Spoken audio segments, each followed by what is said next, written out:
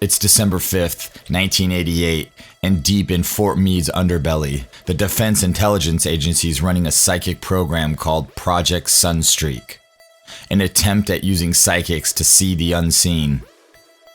Picture a concrete box, damp with mildew, where someone identified only as viewer number 032 slumps in a chair, eyes clamped shut, sweat beading on his brow.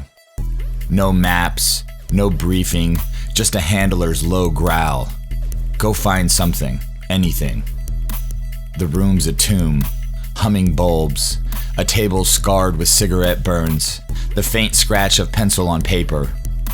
He lets his mind rip loose, and what hits him isn't some missile silo. It's a relic yanked from ancient dust, glowing in the dark. He sees a chest, 3 feet long, 2 feet wide, maybe 2.5 feet high. Wood wrapped in gold, scuffed but gleaming, with silver streaks glinting along the seams. On top, 2 winged figures squat, facing up, their shapes well defined.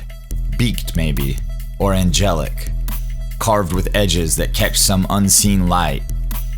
Long poles jut from the sides, thick and worn, like they've been hauled across deserts.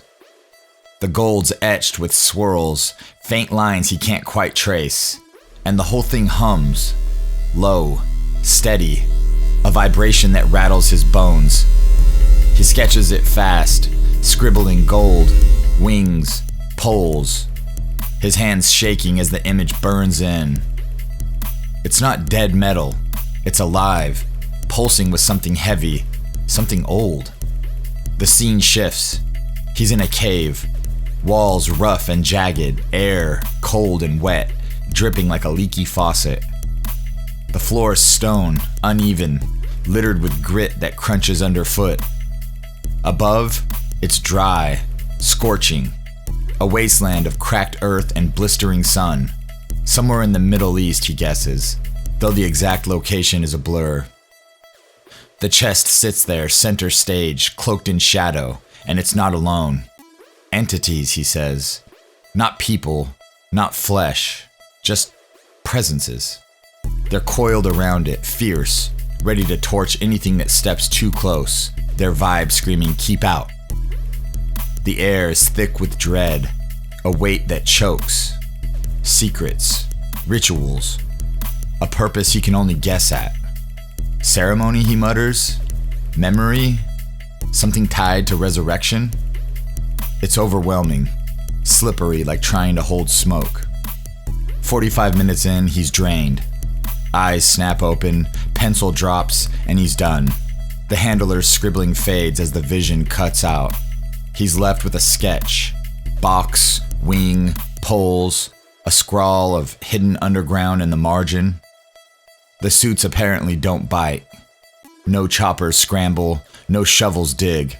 It's just another weird blip in a stack of files stamped and buried in the CIA's declassified crypt. That chest, though, gold, humming, guarded. It matches descriptions of the Ark of the Covenant, a sacred chest described in the Bible, built by the Israelites around 1200 BCE under Moses' direction. It's a rectangular box roughly 4 feet long, 2.5 feet wide, and 2.5 feet high. Made of acacia wood overlaid with gold inside and out. On top sits the mercy seat, a solid gold lid flanked by 2 angels with their wings spread to form a divine throne. Long poles, also gold covered, run through rings on the side for carrying, since touching it directly was forbidden. Inside, it held the 10 Commandments tablets. The Ark was seen as God's earthly foothold, where his presence dwelled. It radiated holiness so intense it could kill. The Bible hints at priests dying if they mishandled it, and 2 Samuel tells of Uzzah zapped dead for touching it just to steady it. It led armies, parting the Jordan River and toppling Jericho's walls with blasts of trumpets and its mere presence. The Book of Numbers paints it as a guide through the wilderness, cloaked in a cloud by day, fire by night. Jewish lore ties it to plagues or battlefield victories, while Ethiopian traditions claim it's in Aksum, still potent enough to blind the unworthy. Whether divine battery or symbol, it was a weapon of awe and terror, untouchable and unstoppable. Until it vanished from history after 587 BCE.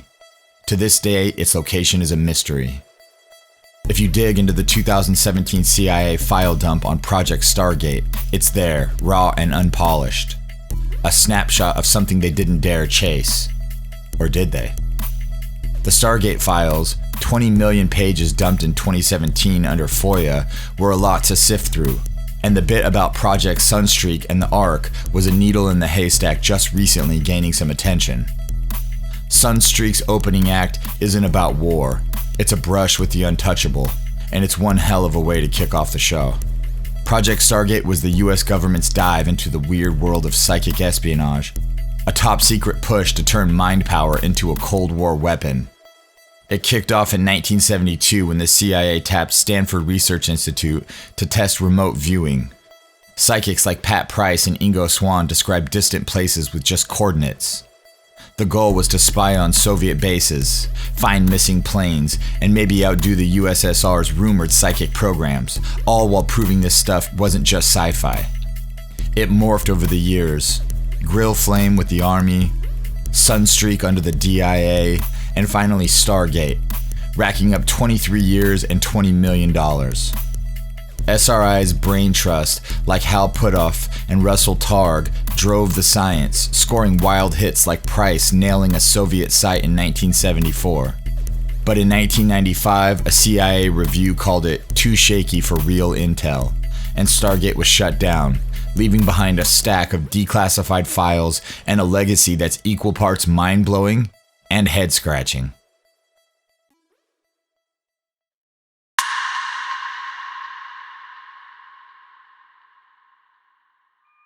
It's 1979 and the Cold War is raging. Meet Joseph McMoneagle, the man they call Remote Viewer Number 1. An Army vet and CIA asset with eyes carrying the weight of 1,000 classified stares. He's one of the most documented and accurate psychics ever. He's stationed at Fort Meade, Maryland, in a psychic sweatshop that must smell like desperation and burnt Folgers. His CIA handlers, wearing suits with ties loosened and cigarettes dangling, slide him a mission brief.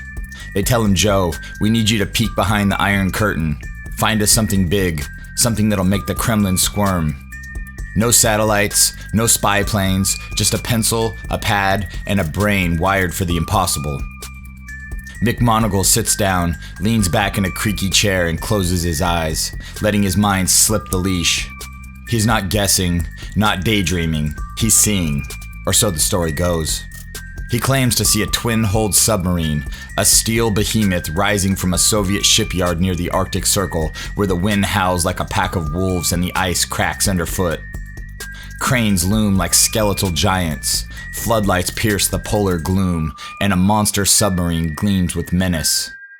Two hulls side by side, a nautical Frankenstein stitched together for war. He sketches it out in furious strokes, bristling with the kind of hardware that could turn the Atlantic into a graveyard. The details pour out: rusted scaffolding, frost clinging to the holes, the faint hum of welders in the distance. The bosses aren't buying it. They laugh in his face, their cackles echoing off the bunker walls. Twin hulls? In the Arctic? They don't take Joe seriously. They toss his report into a drawer and forget about it. Months tick by and the world keeps spinning, until the satellites snap pictures from orbit. When the images land on the CIA's desk, the room goes quiet. There it is, a Typhoon-class submarine, the Red October's bigger, nastier brother, sprawled out in that frozen shipyard exactly where Joe said it'd be. His sketch matches down to the cranes, the frost, the twin-hulled silhouette, a blueprint pulled straight from his skull. The laughter stops cold. No one says, "Sorry, Joe." No one admits they were wrong. They just pin a Legion of Merit on his chest. The military's way of saying, "You freaked us out, but we'll call it a win." In his book Mind Trek, McMoneagle brags about pulling off 400-plus missions like this. The CIA's declassified documents back him up. Dates, coordinates, even a grainy photo of that Russian submarine he sketched. Satellites don't lie, and that medal isn't some participation ribbon from summer camp. So why'd they doubt him in the first place? It's the Stargate giggle factor. I guess the suits trust tech and not some guy's unexplainable visions. But if that's true, then why run the project at all? If you dig into the files, cross-check the dates, you'll see the Typhoon's real, launched in 1981, a terror on the seas that Joe saw before the rivets were even set. Meet Pat Price, one of the CIA's psychic spies and a man who turned coordinates into classified gold. It's the mid-1970s, and he's at Stanford Research Institute, or SRI, the nerve center of the Stargate program. They toss him jobs, geographical coordinates, bare numbers on a page, and tell him to see what's there. No hints, no maps, just latitude and longitude. They're testing him, half expecting gibberish. But Price, he picks up a pencil and starts sketching like he's been there. In 1974, they hand him coordinates, deep in Soviet Kazakhstan. Price describes a secret base with gantry cranes, steel towers, a sprawl of buildings ringed by security fences, details as crisp as a blueprint. The CIA's Ken Kress, a straight-laced officer, pulls satellite photos to check. There it is. Price's sketch matches down to the crane's angle and the base's layout. Kress later writes it up, declassified in the 90s, calling it a significant breakthrough. The suits don't scoff. They lean in, pencils scratching notes. This isn't guesswork. It's intel they can't explain. In 1973, they feed him coordinates, supposedly a quiet cabin in Virginia, a control test. Price doesn't take the bait. Instead, he maps out an underground NSA facility, codenamed Haystack, tucked in the Blue Ridge Mountains. He says there are radio towers, bunkers, armed guards patrolling the perimeter. The SRI team blinks. The CIA's liaison goes pale. It's real, and it's classified. Price isn't supposed to know this. Hal Putoff, his handler, calls it a jolt to the system. The agency's not rolling eyes anymore. They're wiring funds to keep this going. Price doesn't stop. In 1975, they hit him with more grids. 5 sets in one session per a CIA memo. He's seeing tunnels, humming machinery, concrete chambers buried deep. Mount Hayes, Alaska, a hidden complex, text-heavy and hushed, tucked away deep in the Alaskan wilderness. The secret base inside Mount Hayes has never been confirmed, but Kress admits in his report, Price forced a rethink. Cigarettes burn down to stubs as they pour over his doodles, half awed, half spooked. This guy's nailing sites he's never seen, places locked behind clearance levels he doesn't have. Then in July 1975, Price drops dead in Las Vegas, a heart attack at 57. No autopsy, just ashes and a shrug. Was there foul play? Of course the files don't say, but what they do say, pried out by FOIA request, is this. His remote viewing sessions stunned the CIA enough to keep Stargate alive. Kress later wrote that Price, quote, changed the game. These weren't just lucky guesses. Enter Ingo Swann, the cosmic cowboy of remote viewing, strutting into 1973 like he owns the galaxy. Part shaman, part nutcase, all swagger. Stargate's golden boy is tired of peeking at Soviet silos, so the SRI brain trust tosses him a curveball. Hey Ingo, take a gander at Jupiter. No intelligence stakes, no Cold War chess, just a gas giant floating 500 million miles away in the void. He's in a Menlo Park basement, probably surrounded by shag carpet and lava lamps, flopping into a chair and letting his mind blast off like a rocket. What does he see? Faint rings circling Jupiter. Wispy, dusty halos, nothing like Saturn's gaudy bling. He says they're thin, barely there, just a shimmer. The others in the room chuckle, their pocket protectors rattling. Rings? On Jupiter? No. They write it off as a miss. Fast forward 6 years to 1979. NASA's Voyager probe swings by Jupiter with cameras clicking. Surprise! There they are. Faint rings, exactly as Ingo described, caught in the lens on March 4th, 1979. They're not thick like Saturn's, but they're real. Dusty little rings orbiting the planet, just like he said in 1973. Ingo's book Penetration lays it all out. Session logs and dates. The timeline checks out. Voyager launched in 1977, hit Jupiter in 1979, and Ingo's call predates it by years. This isn't about spies or silos, it's pure psychic flexing across the solar system. The photos from NASA don't lie, and Ingo's notes predate the proof, stamped and sealed before anyone knew Jupiter had a secret. He was a showman, a guy who loved the spotlight and spun tales of aliens and Mars bases in his spare time. Could he have caught wind from some astronomer friend? Not likely. Rings weren't even a whisper in 1973. It seems Ingo did successfully predict Jupiter's rings, and it's too specific for a lucky guess. Unless Ingo's got a crystal ball stashed somewhere we don't know about. It's 1989, and Stargate's on its last legs. Angela Della Fiora Ford steps into the spotlight, working out of a Fort Meade closet that reeks of mildew and bureaucracy. The feds are in a panic. A custom agent's gone rogue, ditched his badge, and vanished into Wyoming's big empty nowhere. They give her his file and ask for help. She closes her eyes, tunes out the hum of fluorescent lights, and lets her mind go to work. She sees dirt roads stretching into the horizon, a rundown shack, a rusty pickup rotting in the yard. She snaps out of it and says, Lowell, Wyoming. They send a team to Lowell, only to find it's a ghost town, population tumbleweeds. Someone scratches their head, checks the map, and realizes she meant Lowell, 100 miles off, a speck of a town. They pivot, tires kicking up dust, and by some miracle they get their guy that same day, right where Angela's fuzzy brain map pointed. A shack, a truck, the whole thing just as she described. She's not naming streets or house numbers, but the feds are happy, calling it a win. CBS's 48 Hours tracks her down years later and she's cool as ice like, yeah, I did that, no big deal. The Stargate files, now declassified, log every detail. Date, target, the Lowell mix-up scribbled in some analyst's shaky hand.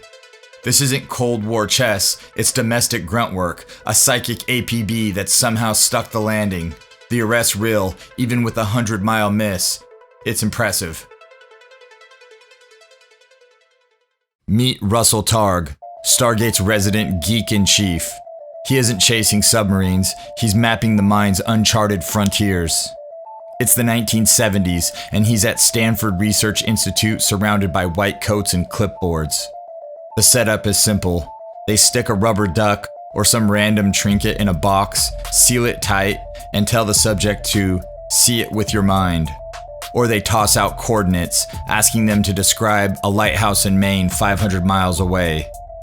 The experiments seem to prove psychic ability 5 to 15% above chance, according to Jessica Utt's 1995 statistical deep dive. These aren't horoscope guesses, they're specific, stacking up over hundreds of trials. Targ writes in his book Limitless Mind that this stuff's trainable, repeatable, and could be a psychic boot camp for any Joe off the street. The declassified SRI protocols lay it out in black and white. Double-blind setups, controlled conditions, no handlers barking orders to skew the results. The lab was run with scientific vigor. Utt's math holds water, and those protocols don't fudge the numbers.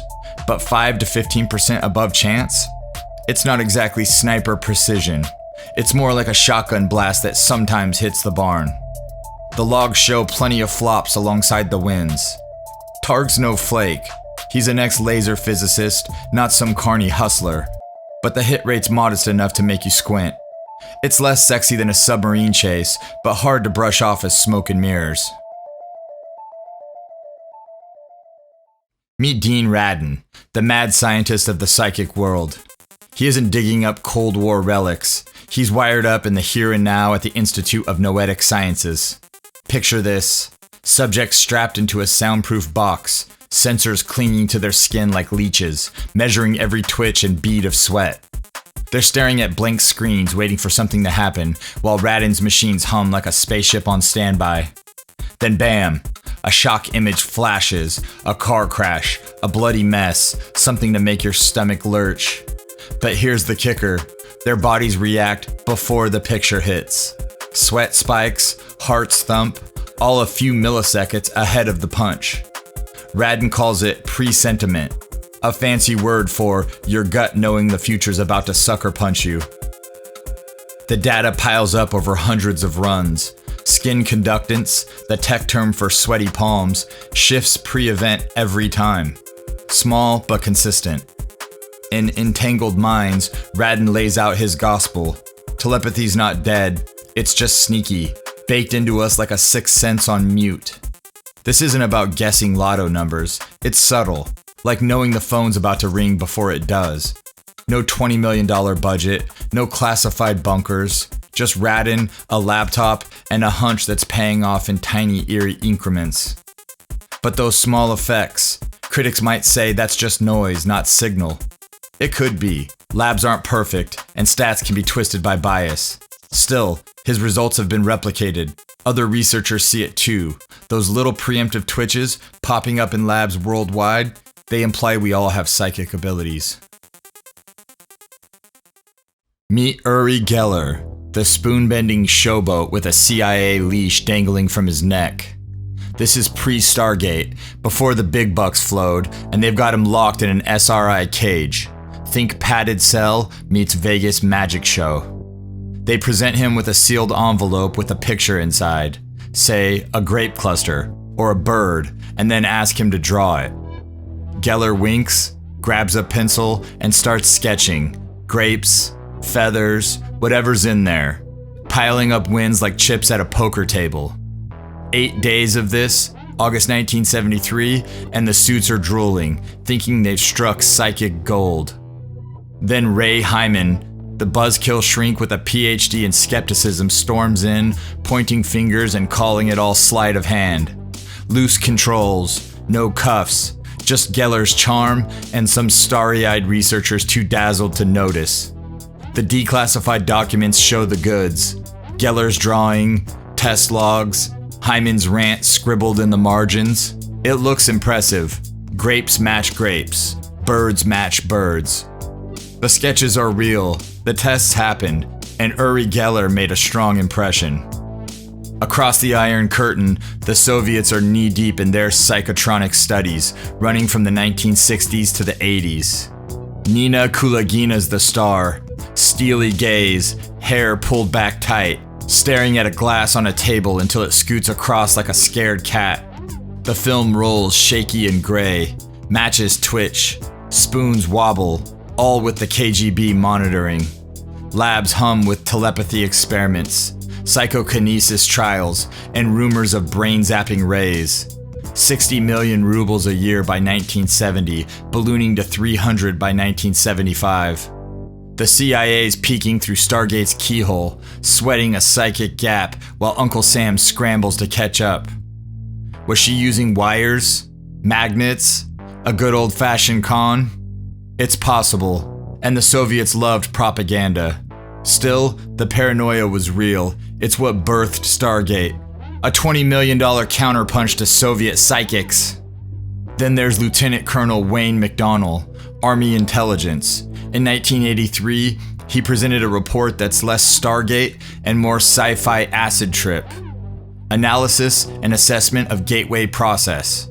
This isn't Fort Meade's bunker, it's the Monroe Institute, a civilian outfit peddling hemisync tapes, audio beats to sync your brain hemispheres and pop you out of your body like a cork from a bottle.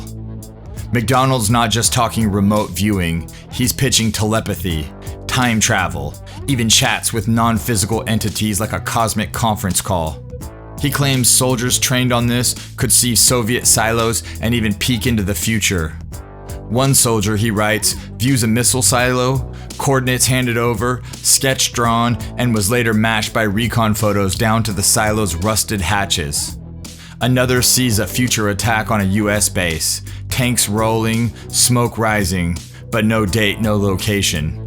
The CIA declassifies it in 2003, 29 pages of wild, from holographic universes to consciousness as raw energy. Remember Joe McMoneagle? It's May 22nd, 1984. Fort Meade again. But this time he's not looking for Soviet submarines. They hand him a sealed envelope. Planet Mars, 1 million years BC. He's blind, no hints, just a chair and a pad in a room.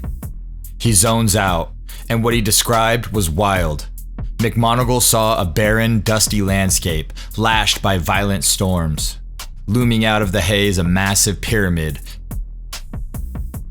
Bigger than anything on Earth, he later said, dwarfing even Giza's Great Pyramid. He sketched it, huge, with oddly oversized internal chambers, unlike any practical human design. Next, he spotted tall, thin humanoids, towering figures, maybe twice our size, clad in strange garments. They weren't thriving. He sensed despair, a dying race battered by a crumbling atmosphere. They're very philosophic about it, he told the monitor. They're looking for a way to survive, and they just can't. The monitor pushed him further. Track these beings. McMoneagle followed them to pyramid-like shelters, which he figured were stasis chambers, a last-ditch effort against an environmental collapse. Then he saw some board a metallic, boat-like craft fleeing Mars. The monitor urged him to go with them. His vision shifted to a chaotic new world. Volcanoes, gas pockets, weird plants, a volatile place with lush vegetation unlike Mars' desolation. He likened it to jumping from the frying pan into the fire, hinting they traded one mess for another, possibly Earth in its primordial days. Back in the room, the session wrapped. McMoneagle opened the envelope, saw Mars, and connected the dots. The coordinates pointed to the Cydonia region, home of the infamous face on Mars and nearby pyramid-like formations photographed by Viking 1 in 1976. In later interviews, like one in 2004 at the UFO Congress, he doubled down. He believed these were real structures and beings, perhaps ancestors of humans fleeing a Martian cataclysm. How accurate is it? CIA documents back his descriptions: pyramids, storms, tall figures, but offers no verification. Stargate had successes, like McMoneagle nailing a Soviet sub-specs, but Mars, a million years ago? No recon photos can confirm that. Here's a thought to leave you with. If telepathy and remote viewing can pierce the veil of distance and time, what secrets might still lie buried in the vaults of government programs like Stargate? Could the mind's untapped reach be the next frontier? Or are we just scratching at shadows the powers that be already mastered?